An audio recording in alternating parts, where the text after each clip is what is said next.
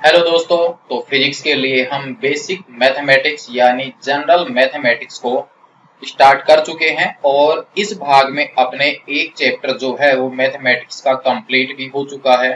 यानी basic mathematics में अपने पास में एक्सपोनेंट वाला जो टॉपिक है जिसकी कि हमें फिजिक्स में बार बार आवश्यकता होने वाली है वो चैप्टर अपना कंप्लीट हो चुका है। आज हम इसी जनरल मैथमेटिक्स के एक और चैप्टर को स्टार्ट करने वाले हैं जो कि अपने फिजिक्स में बहुत ही ज्यादा काम आने वाला है। एग्जाम्पल के लिए हम यहाँ पर नॉर्मल सा ले लेते हैं कि मान लीजिए कि अपने पास नॉर्मल सा एग्जाम्पल हम ले रहे हैं कि सपोज कीजिए हमारे पास में यहाँ पर एक बेंच है यानी एक टेबल अपने पास रखी हुई है और हम इस बेंच के इस दिशा में धक्का लगा रहे हैं यानी इसके हॉरिजॉन्टल साइड में हम इसके धक्का लगा रहे हैं। नॉर्मल सा है या हम इसके फोर्स लगा रहे हैं इस दिशा में। क्लियर है? ये अपने पास में फर्स्ट कंडीशन बन जाती है।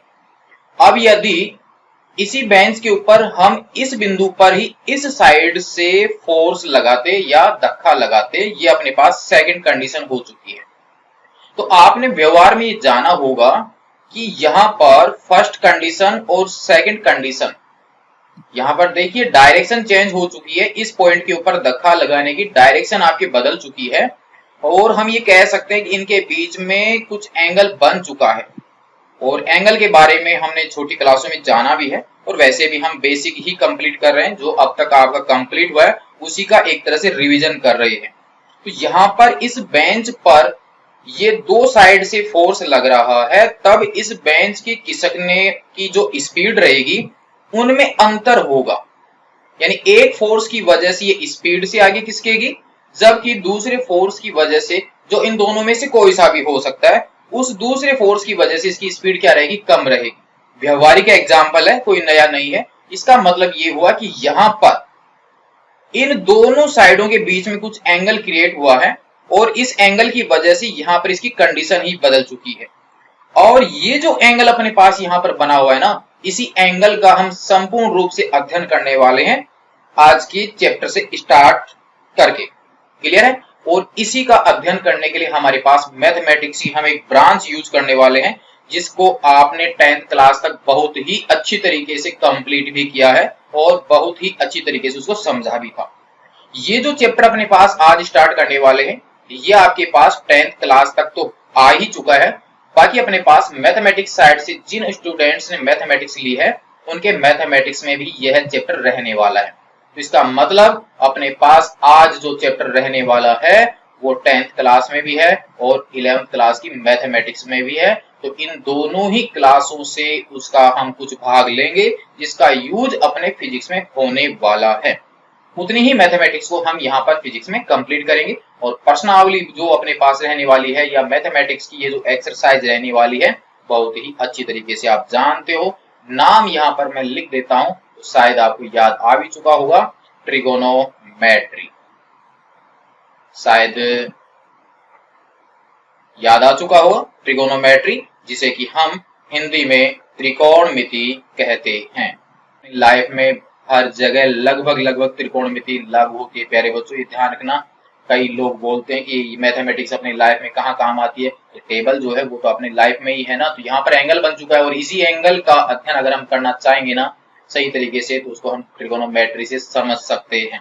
किसी पत्थर को हम इस साइड में फेंकते हैं और उसी पत्थर को अगर हम हाथ को थोड़ा ऊपर करके इस प्रकार से फेंकते हैं तो इनका जो पाथ है ना, ये जो रास्ता है वो भी चेंज हो जाएगा, इनकी स्पीड भी चेंज हो जाएगी, क्योंकि यहाँ पर भी इस डायरेक्शन के साथ कुछ एंगल बन चुका है। और एंगल बनते ही इसका भी अगर हम अध्ययन करना चाहेंगे तो वो हम ट्रिगोनोमेट्री से कंप्लीट कर सकते हैं। तो ये जो चीजें हमने देखी हैं, क्या ये चीजें आपके व्यवहार में काम में नहीं आती? ये बिल्कुल अपने व्यवहार में काम में आती है। इसका मतलब ये है कि ये सब कुछ जो एग्जाम्पल हम ले रहे हैं वो अपने पास फिजिक्स का एग्जाम्पल होता है। और इसका मतलब ये हुआ कि फिजिक्स के इन एग्जाम्पलों को अगर हम हल करना चाहते हैं, समझना चाहते हैं बिल्कुल बारीकी से, तब हम यहाँ पर ट्रिगोनोमेट्री को कंप्लीट करेंगे ही करेंगे। इसके बिना अपने पास इन एग्जाम्पल को हम कंप्लीट नहीं कर सकते। अब बेसिक सा हम जान लेते हैं कि 10th क्लास तक आपने कुछ वर्ड देखे थे, sine theta, cos theta, tan theta, ये ट्रिगोनोमेट्री के अंदर चलते रहते हैं।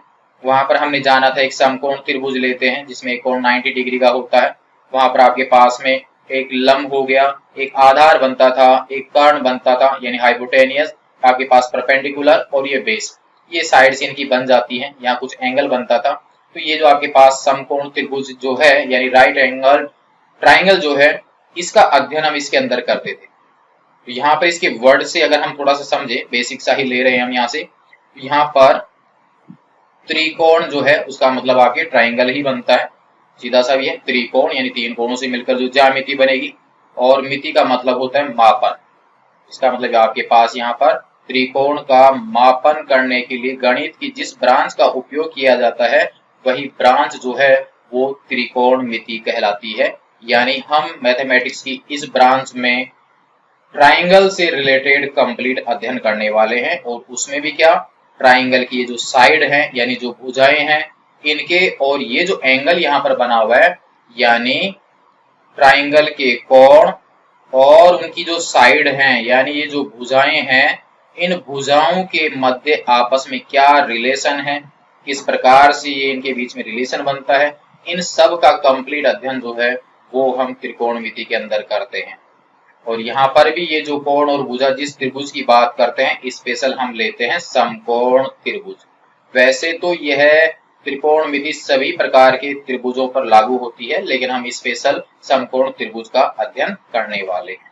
क्लियर है? अगर हम इस इंग्लिश वाले वर्ड से समझें, यहाँ पर अपने पास ये ट्रिगोनोमेट्री जो वर्ड है, ये आपके ग्रीक भाषा के दो शब्दों से मिलकर बनता है। एग्जाम में कहीं पर भी ये नहीं पूछा जाएगा ये कौन कौन से शब्दों से मिलकर बना हुआ है, क्या इसका अर्थ होता है, लेकिन हम यहाँ पर बेसिक से ही ले रहे हैं तो थोड़ा समझ लेते हैं। आपके पास ये ट्रिगोनोमेट्री जो है वो ग्रीक भाषा के दो वर्ड हैं, ट्राइगोनोन और एक आपके पास में होता है मेट्रोन।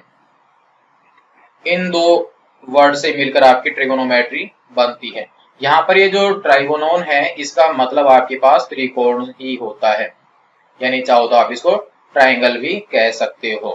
और यहाँ पर आपके पास ये जो मेट्रोन शब्द है, इसका अर्थ जो है वो रियल में मिति ही निकलता है। इसका मतलब यहाँ पर ये मिति जो है वो आपके मापन से संबंधित है, यानी मापना। तो सीधा सा अर्थ वही निकल रहा है आपके पास में, त्रिकोण का मापन।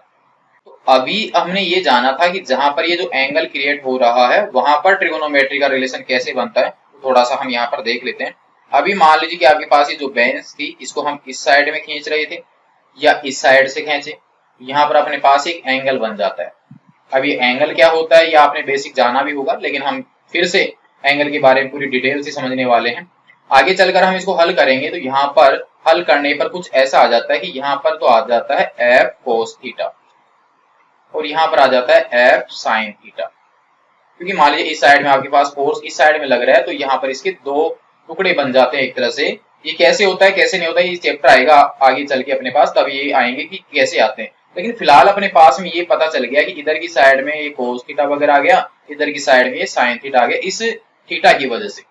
और ये साइन थीटा कोस थीटा तो आपकी किसके अंदर आता है, त्रिकोणमिति में आता है, जिन्हें कि हम आगे चलकर एक तरह से त्रिकोणमितीय अनुपात कहते हैं।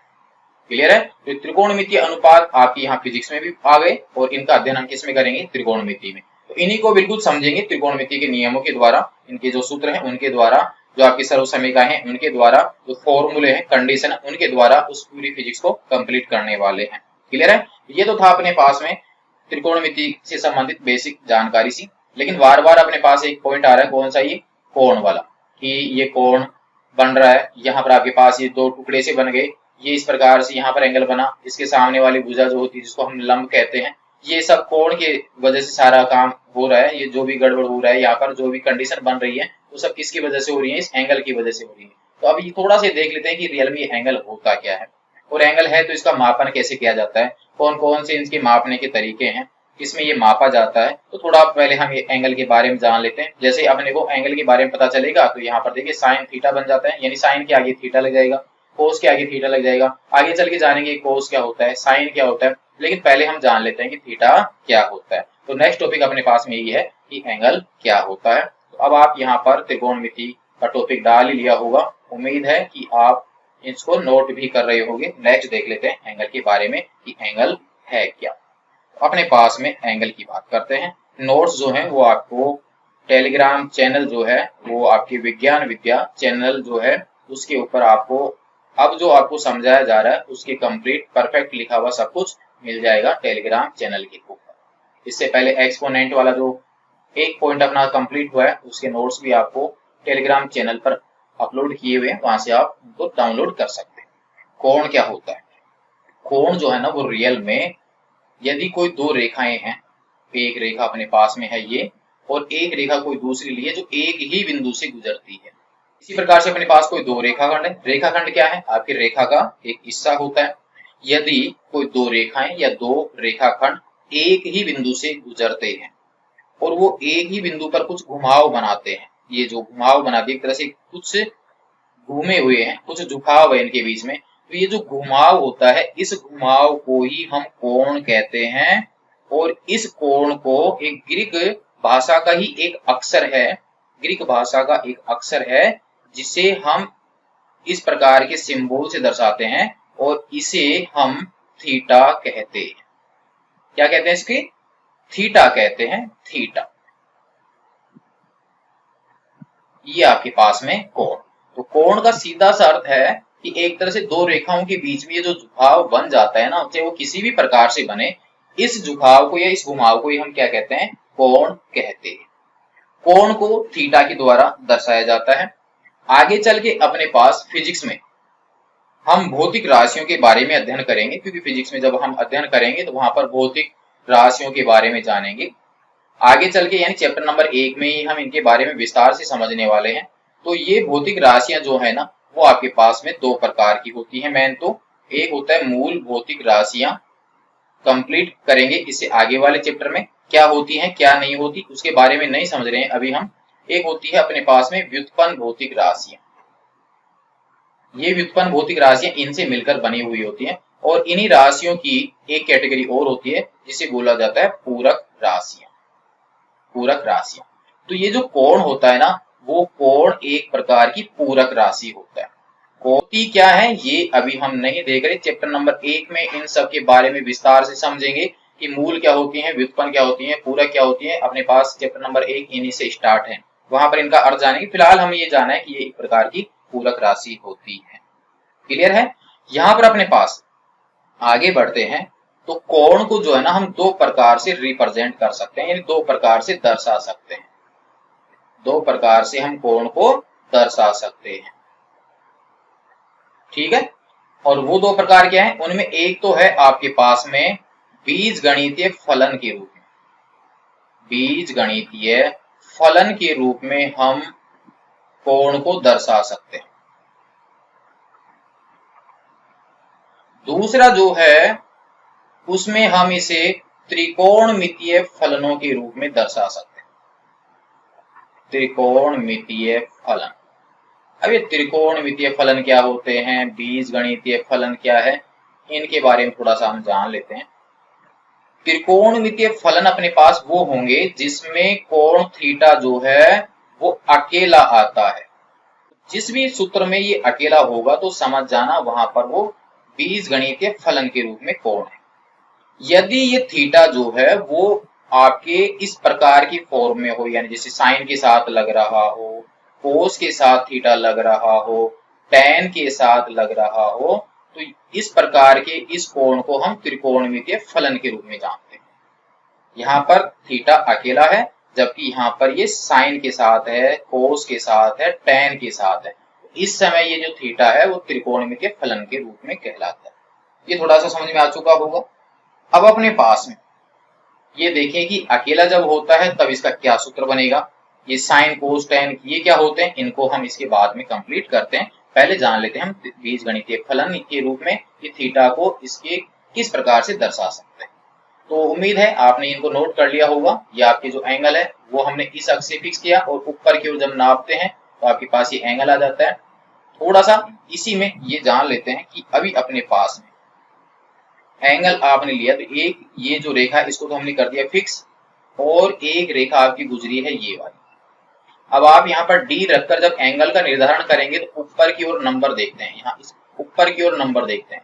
इस समय ये आपके जो एरो बन रहा है वो नीचे से ऊपर की ओर जा रहा है। अगर मैं इसको पूरा सर्किल कंप्लीट करता हूँ, थोड़ा फोकस करना, अगर मैं इसको पूरा कंप्लीट करता हूँ तो ये जो एरो जो है वो देखिए मेरे पास यहाँ पर घड़ी की जो सुइयां घूमती है ना उसके विपरीत दिशा में चल रहा है, यानी आपके पास बाएं हाथ की तरफ घूम के जा रहा है, दाएं हाथ से बाएं हाथ की तरफ घूम के जा रहा है। तो एक तरह से ये जो कोण का मापन किया जाता है इसे बोला जाता है एंटी क्लॉकवाइज, एंटी क्लॉकवाइज, यानी घड़ी के विपरीत साइड में नापते हैं कोण को तब। क्लियर है?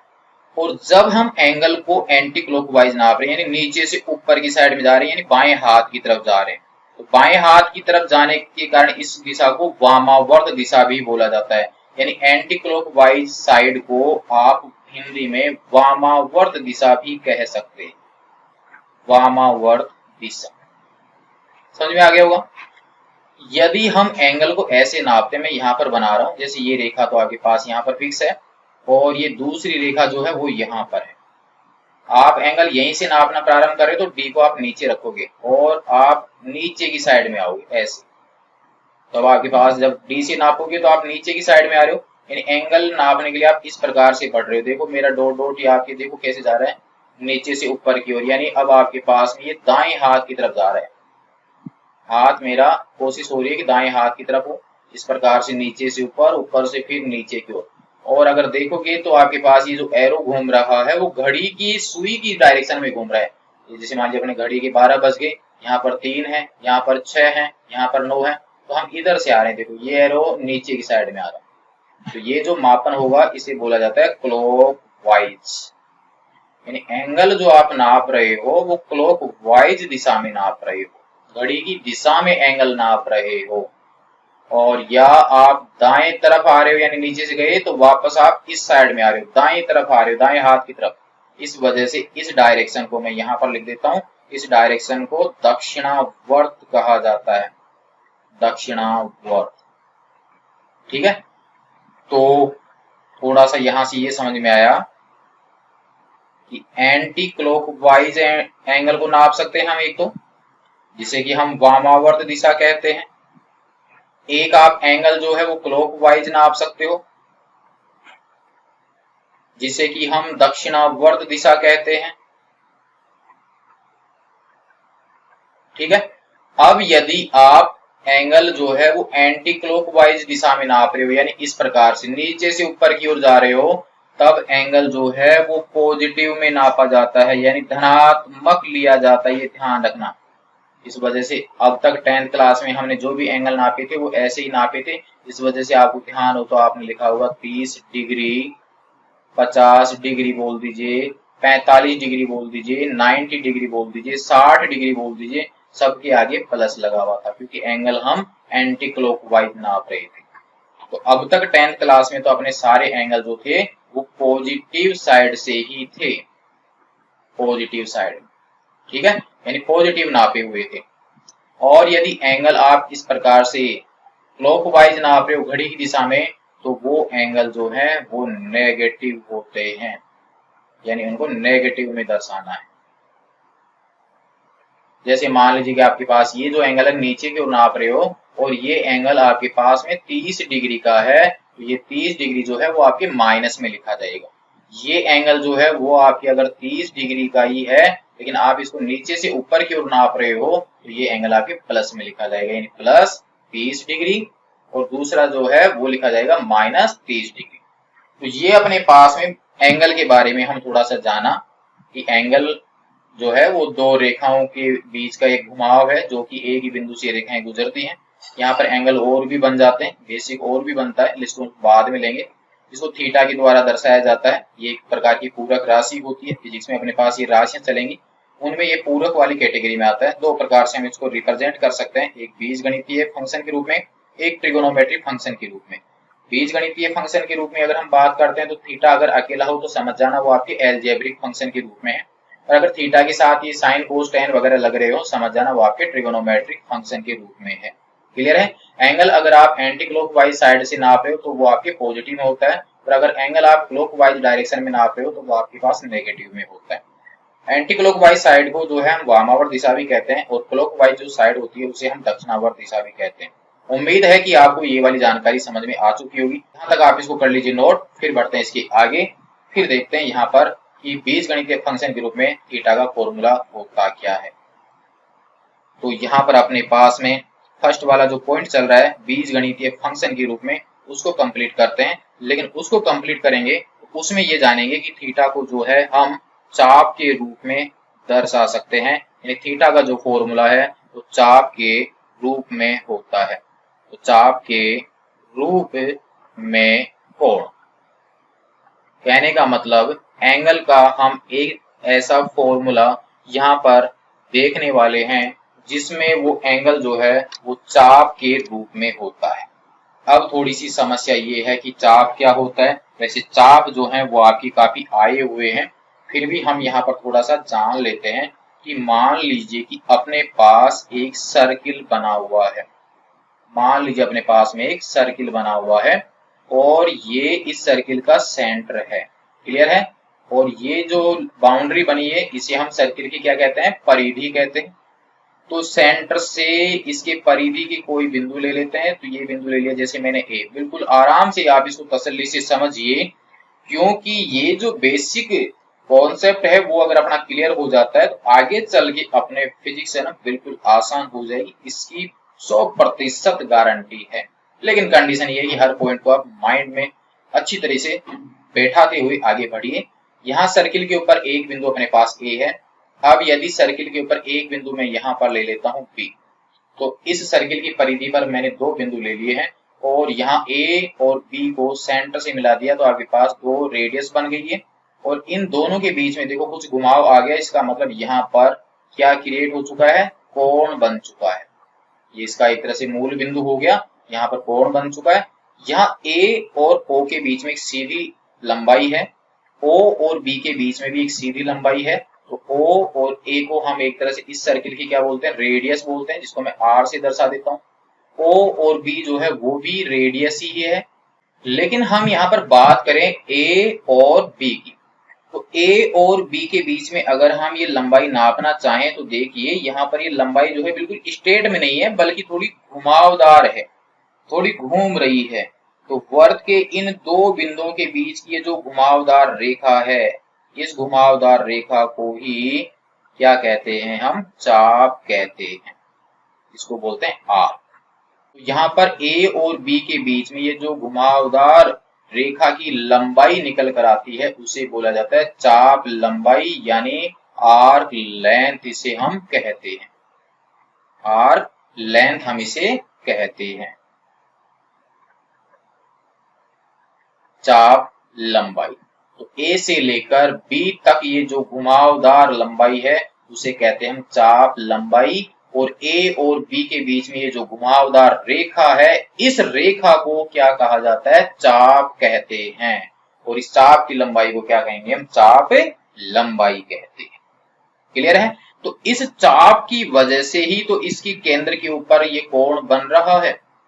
यहां अब मैं वर्त को हटा देता हूं, सिर्फ नॉर्मल ये रेडियस ले ली हमने और ये रेडियस यहां पर भी ले ली है और ए के बीच में ये हो गया आपके पास घुमावदार रेखा, ये बिंदु ए और ये हो गया बिंदु बी। तो इस घुमावदार रेखा की वजह से यहां पर क्या बन चुका है, एक कोण बन चुका है। इस चाप लंबाई को यानी ए से लेकर बी के बीच की जो लंबाई है जिसे हम चाप लंबाई या आर्क लेंथ कहते हैं उसको दर्शा दिया मैंने एस से। ओ से लेकर ए के बीच की जो डिस्टेंस है उसको दर्शा दिया मैंने किससे, आर से। तो यहाँ ओ ए ये तो अपने पास में क्या हो गया, रेडियस बन गया है। और यहाँ ए और बी के बीच की जो घुमावदार लंबाई है इसे हम क्या कहते हैं, आर्क लेंथ कहते हैं, यानी चाप लंबाई। क्लियर है। तो यहां पर अब ये थीटा का जो रिलेशन है वो इस आर और एस से निकल कर आ रहा है। तो आर्क लेंथ को कम ज्यादा करेंगे तो ये थीटा भी कम ज्यादा हो जाएगा। अगर आप इस रेडियस को भी कम ज्यादा करते हो ना तब भी आपके पास इनकी वैल्यू चेंज हो जाने वाली है। तो अब इन्हीं कंडीशनों के आधार पर हम यहाँ पर इन तीनों राशियों के बीच में एक रिलेशन बनाएंगे और उसी रिलेशन से ज्ञात करेंगे हम किसका मान, थीटा का मान, यानी इसका फॉर्मूला यानी एंगल। अब वो दोनों कंडीशनों को हम बिल्कुल आसानी से समझ लेते हैं। वैसे तो अपने तो जो यूज होने वाला है वो सिर्फ इसके डायरेक्ट सूत्र का यूज होने वाला है कि इसका सूत्र होता क्या है, लेकिन समझ लेते हैं कि ये सूत्र बना कैसे है, किस प्रकार से ये सूत्र हमें प्राप्त हुआ है। तो दो कंडीशन यहां पर लगेंगी, जिसमें पहली कंडीशन मैं यहां पर कुछ लिख लेता हूं। पहली कंडीशन में मैंने यहां पर थीटा को फिक्स कर दिया है, यानी थीटा का मान मैं नहीं बदल रहा हूं। थीटा मैंने क्या कर दिया है, नियत कर दिया है, कांस्टेंट जिसे हम कहते हैं। यहां पर निश्चित वैल्यू हो गई। सपोज कीजिए हमने यहां पर थीटा को कितने डिग्री पर फिक्स कर दिया, 30 डिग्री पर। तो आपको थोड़ा सा ये समझ में आ रहा होगा कि यहाँ डिग्री लगा हुआ है, इसका मतलब एंगल को हम डिग्री में मापते हैं। तो क्या रियल में डिग्री में ही मापते हैं या कुछ और भी है इसको मापने के सिस्टम, उनको भी जानेंगे, लेकिन व्यवहार में तो हम डिग्री ही यूज करते हैं। आगे चलकर देखेंगे कि डिग्री के अलावा कुछ और भी है क्या। एक कंडीशन ली है, आराम से आप यहां पर समझना, ये मैंने रेडियस ली है ये वाली, क्लियर। अब अपने पास थीटा को मैंने फिक्स कर दिया, देखो, और रेडियस मैंने यहां पर ली है, और ये मैं 30 डिग्री का एंगल क्रिएट कर रहा हूं, 30 डिग्री का है ये आपके पास में आर्क लेंथ घुमावदार बन गया ये वाला वर्थ के हिसाब से। ये आपके पास में थीटा 30, ये रेडियस आपकी आर, और ये आर्क लेंथ कितना है एस, फर्स्ट कंडीशन के अनुसार। सेकंड कंडीशन को थोड़ा सा, थीटा चेंज नहीं है, लेकिन अब जो ये रेडियस है ना, इस रेडियस को मैंने थोड़ा बड़ा कर दिया है। अब एंगल आप 30 का ही लोगे, 30 के हिसाब से तो देखो इतना गैप आपकी स्टार्ट होना चाहिए, यही गैप मैं ले लेता हूं। लेकिन आगे चल के गैप तो इतना ही लिया अपने, लेकिन आगे चल के ये देखिए क्या गड़बड़ हुआ है, ये आर्क लेंथ जो है ना इस पहले वाले से थोड़ी ज्यादा हो गई है। अब ये रेडियस भी तो चेंज हुई, इसको मैं आर डैश मान लेता हूं, और ये आर्क लेंथ है ये भी चेंज हुई, इसको मैं एस डैश मान लेता हूं, लेकिन इस एंगल में कोई चेंज नहीं हुआ। चलो जी बढ़ते हैं थोड़ा सा और। रेडियस अब की बार मैंने और बढ़ा दी है, इंक्रीज कर दी है। एंगल 30 लूंगा, यानी इसी लाइन पे भेजूंगा मैं इनको, इसी पे भेज रहा हूं, या ये कुछ अलग ही बन गया। एंगल वही है, रेडियस हमने बढ़ाई है, तो साफ साफ यहाँ पर नजर आ रहा है, मेरे को तो आ रहा है, आपको आ रहा है या नहीं, या खुद से बताइए, क्या एस भी चेंज हुआ? बिल्कुल चेंज हुआ, और नया ही आ गया एस डबल डैश। रेडियस थोड़ी छोटी थी, एस थोड़ा छोटा था, रेडियस बढ़ाई, एस थोड़ा बढ़ गया, रेडियस और बढ़ाई, एस और ज्यादा बढ़ गया। इन सब से एक चीज यहां पर समझ में आ रही है कि थीटा को निश्चित रखकर अगर रेडियस को इंक्रीज किया जाता है तो आर्क लेंथ भी इंक्रीज होती है, यानी बढ़ती है। और अगर आर को आप डाउन करते हो, यानी पहले बड़ी ली फिर छोटी ली, यहां से ये भी समझ में आ रहा है कि बढ़ाने पर बढ़ेगा और घटाने पर घटेगा मान। First area, second area, third area, तो ये वाली कंडीशन लागू है। फर्स्ट ये ले रहे हैं, सेकंड ये और थर्ड ये, तो ये वाली कंडीशन लागू। इसका मतलब एस जो है वो एस एक तरह से किस पर डिपेंड हो रहा है, आर पर। आर के अनुसार एस चेंज हो रहा है, और वो भी कैसे, बढ़ने पर बढ़ रहा है और घटने पर घट रहा है। तो ऐसी जो दो राशियां एक दूसरे पर डिपेंड होती हैं, कक्षा 10 में आपने जाना भी था, ऐसी दो राशियां जिनको एक को बढ़ाने पर बढ़े, घटाने पर घटे, ओम का नियम याद कीजिए, याद आ जाए तो। V समानुपाती बोला था हमने, V समानुपाती किसके होता है, I के। 10th क्लास में अध्ययन किया है, कोई नई चीज नहीं है। इस प्रकार का सिंबल हमने लगाया था। V समानुपाती क्या था, I। इसका मतलब एक को बढ़ाने पर दूसरा बढ़ता है, एक को घटाने पर दूसरा घटता है, तो उनको आपस में बोला जाता है डायरेक्ट प्रोपोर्शनल या अनुक्रमानुपाती या समानुपाती, ये बोला जाता है। अपने भी तो कंडीशन ऐसी ही बन रही है। फिर यहां पर हमने क्या किया था, बेसिक ले रहे हैं इससे पहले तक का, यहां पर ये दर्शाता है इसकी निर्भरता को। अब कितने निर्भर हैं, कितनी वैल्यू निकलती है, इसलिए वहां पर बनानी पड़ती है इक्वेशन, समीकरण। समीकरण तब बनेगी जब वहां पर बराबर का साइन लगा हुआ होगा, और बैलेंस करने के लिए वहां पर एक कांस्टेंट लगाना पड़ता है, और वो कांस्टेंट वहां पर कंडीशन के अनुसार हमने लगाया था आर, और फॉर्मूला बन गया था V बराबर आई आर। सेम सिचुएशन अपने यहां पर भी क्रिएट हो चुकी है। यहां पर S जो है वो किसके अकॉर्डिंग चेंज हो रहा है? आर के अकॉर्डिंग चेंज हो रहा है।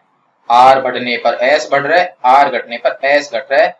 ये निर्भरता हो गई जिसे बोलेंगे एस डायरेक्ट प्रोपोर्शनल आर, या एस अनुक्रमानुपाती आर, या एस समानुपाती आर। ये कोई से भी वर्ड आप यूज कर सकते हैं। इसको इक्वेशन के रूप में बनाने के लिए यानी वैल्यू निकालने के लिए हम यहाँ पर लगाएंगे इक्वल का साइन और एक लगाएंगे कांस्टेंट। तो यहाँ अपने इस कंडीशन में एक कांस्टेंट हमने पहले से ही फिक्स कर दिया था। कौन सा कांस्टेंट है? थीटा, यानी निश्चित मान क्या चल रहा है? थीटा। और यहाँ पर क्या आ गया? ये आर। हमें यहाँ पर किसका मान ज्ञात करना है? थीटा का।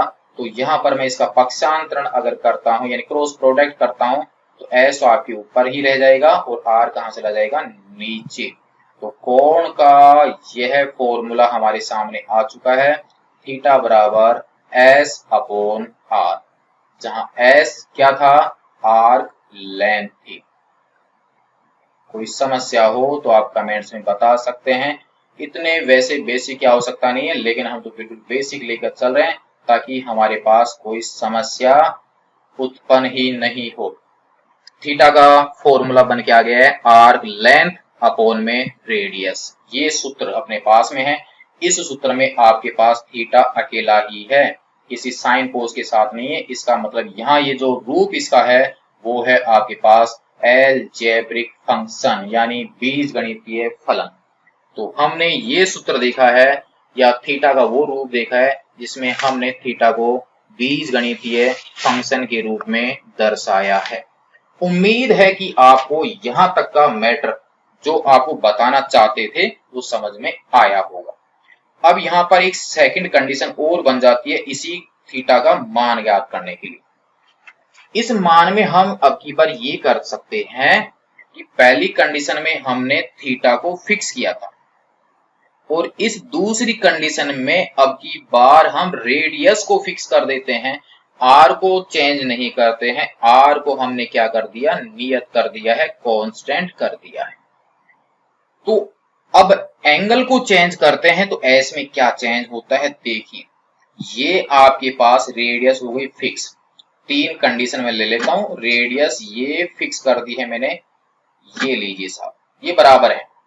यहां पर एंगल लिया है मैंने 30 का, तो 30 के हिसाब से ये लीजिए, ये आपके पास में हो गया आर्क लेंथ। और ये एंगल है आपके पास थीटा, और थीटा की जगह मैं मान लेता हूं लगभग ये कितना मान लिया मैंने? 30 डिग्री।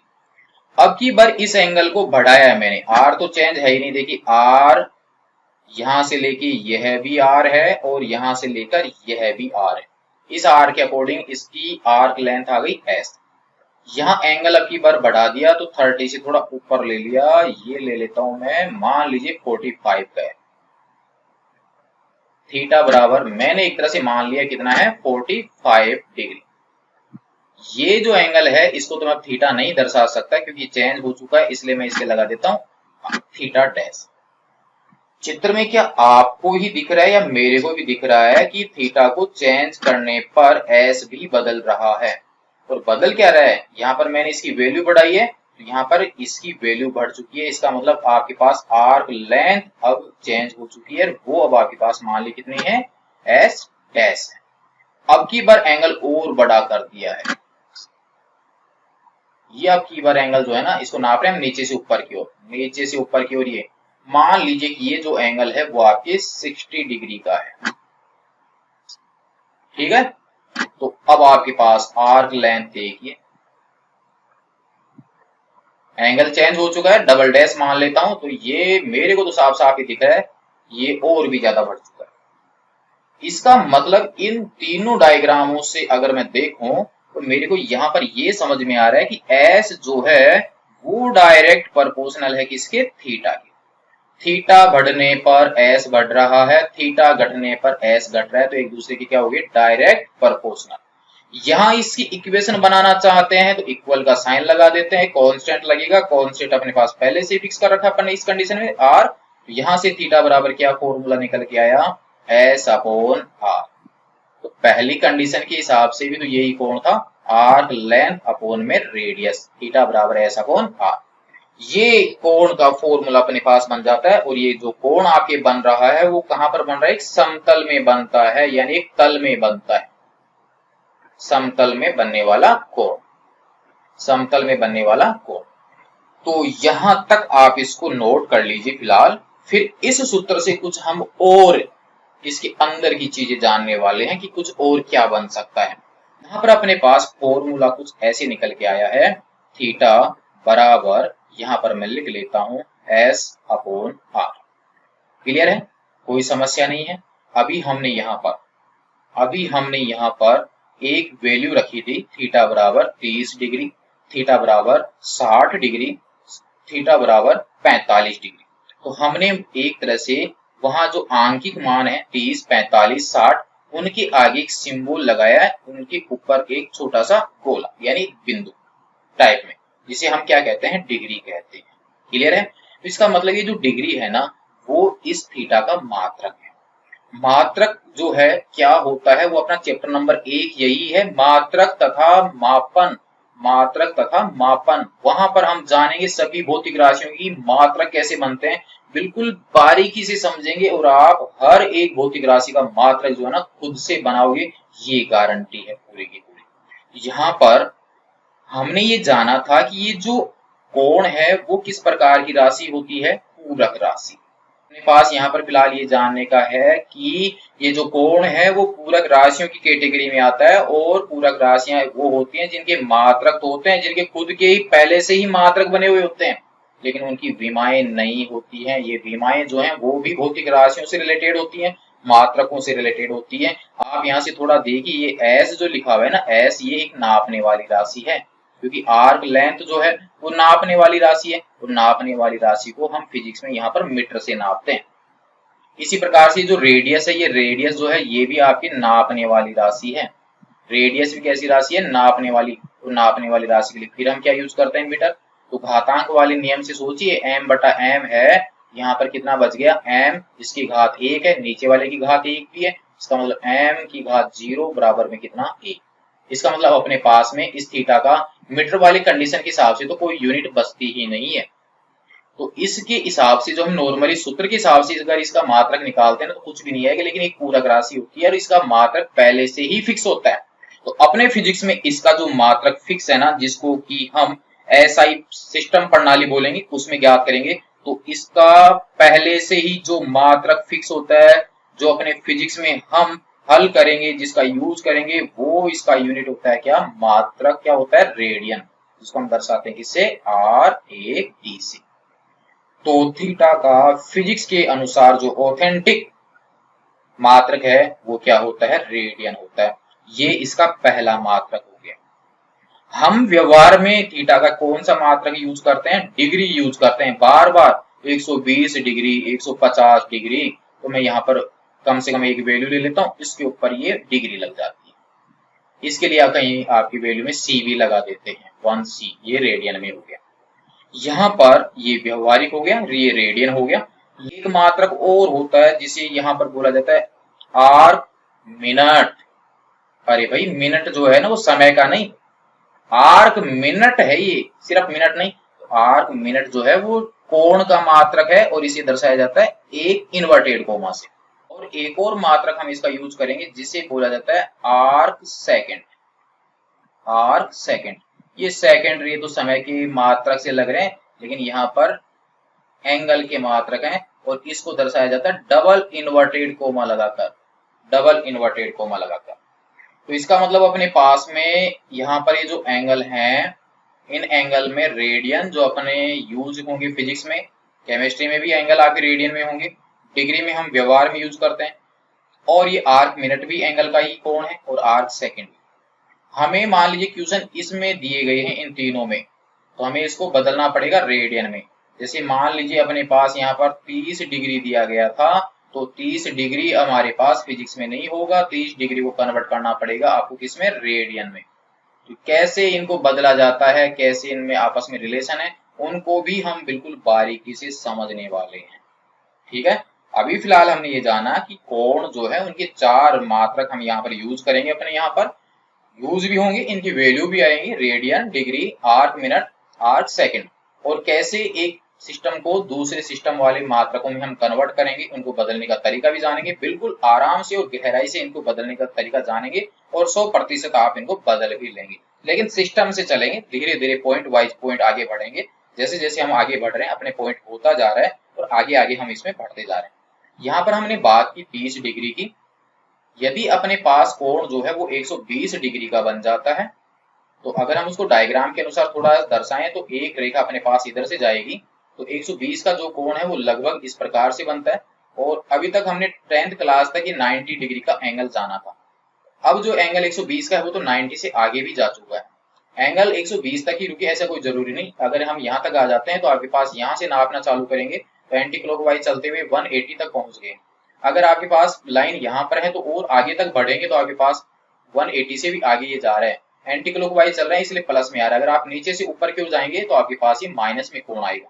तो इसका मतलब एंगल जो है वो आपके 90 तक ही नहीं बल्कि आपके 10th में तो 90 तक ही था, लेकिन अब अपने पास एंगल और भी ज्यादा बन सकते हैं। भाई अपने पास यहाँ पर एंगल जो है वो 90 डिग्री हो ऐसा ही नहीं है, 180 हो सकता है, 120 हो सकता है, 270 हो सकता है, 330 डिग्री हो सकता है, 750 डिग्री हो सकता है। फिर इन एंगलों को भी रेडियन में कैसे बदलेंगे? पहले हमें ये तो पता हो कि 750 डिग्री को हम कैसे रिप्रेजेंट करें, 120 डिग्री को कैसे दर्शाएंगे, 270 डिग्री कहाँ पर होगा, 330 डिग्री कहाँ पर होगा। तो इसका मतलब प्यारे बच्चों, पहले हम इनके बीच में रिलेशन ज्ञात नहीं करेंगे, पहले हम देखेंगे कि इन कोणों को हम कैसे रिप्रेजेंट करते हैं और कैसे इन कोणों के मान एक दूसरे से ज्ञात कर सकते हैं। और उसी को रिप्रेजेंट करके इनको हल करने के लिए हम जो कोण को रिप्रेजेंट करने के दो भाग देख रहे थे, जिसमें एक भाग अपने पास में था बीजगणितीय फंक्शन के रूप में और दूसरा था त्रिकोणमितीय फलन के रूप में। तो अपना ये बीजगणितीय फंक्शन वाला जो टॉपिक है वो यहाँ तक पहुंच चुका है। अभी मान बदलना बाकी है, लेकिन इससे पहले ही हमें आवश्यकता पड़ चुकी है त्रिकोणमितीय फलनों की। तो पहले अब इसी को बीच में रोकते हुए त्रिकोणमितीय फलनों को हम कंप्लीट करेंगे, उसके बाद इनके ये एग्जाम्पल लेकर इनको समझेंगे कि कैसे हम इनको आपस में बदल सकते हैं। ठीक है, तो उम्मीद है कि आपको यहाँ तक का मैटर समझ में आ चुका होगा। नेक्स्ट भाग में देखेंगे त्रिकोणमितीय फलनों को, या जिनको आगे चलकर हम बोलेंगे त्रिकोणमितीय अनुपात। तो प्यारे बच्चों ये था हमारे पास आज का टॉपिक, क्योंकि ये जो ट्रिगोनोमेट्री है वो एक भाग में आपकी कंप्लीट होने वाली नहीं है, इसलिए हम इसको अनेक भागों में कंप्लीट करेंगे ताकि अपने पास छोटा मैटर भी हो और आपके कंप्लीट भी होता हुआ चला जाए। तो यदि आपका कंप्लीट हुआ है तो आप अपने साथियों को जरूर से भेजिए, बाकी आपके जो नोट्स हैं उनकी पीडीएफ जो आपको टेलीग्राम चैनल विज्ञान विद्या पर मिल जाएगी। नेक्स्ट भाग के लिए धन्यवाद।